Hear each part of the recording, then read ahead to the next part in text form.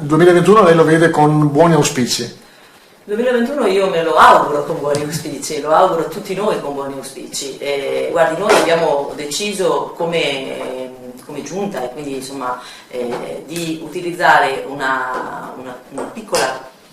parte di soldi che avevamo da parte alla fine dell'anno. Siamo riusciti a fare il bilancio per tempo, quindi abbiamo avuto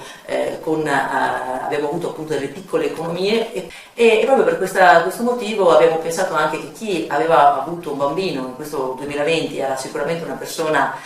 molto coraggiosa, è una persona che andava ancora di più premiata e aiutata più che premiata. Quindi avevamo pensato di riservare un piccolo aiuto che è stato quantificato, credo, speriamo di arrivare, ma credo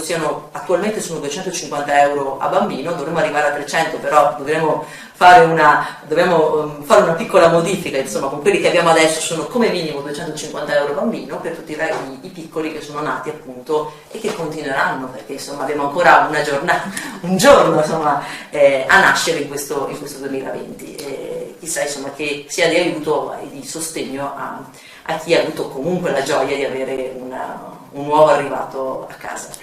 Che bello auspicio, che bella iniziativa, io faccio i miei personalissimi complimenti, la ringrazio, vedo che come tutti i portoghesi è agguerrita e ci crede molto nella sua città, questo penso faccia piacere a tutti i suoi concittadini e da parte mia, da parte di Medie Polesine, augurio di un 2021 decisamente migliore. E io vi auguro un 2021 che veda avverarsi tutti i vostri desideri e vi lascio con un messaggio un biglietto d'auguri che era il biglietto di un augurio di Natale di un signore che mi è particolarmente caro perché mi è stato particolarmente vicino in questo periodo e che mi ha scritto che adesso sorriderà perché ci sta guardando, che il 2021 ti porti tutto quello che ti ha tolto il 2020 e quindi insomma e questo lo dico anche ai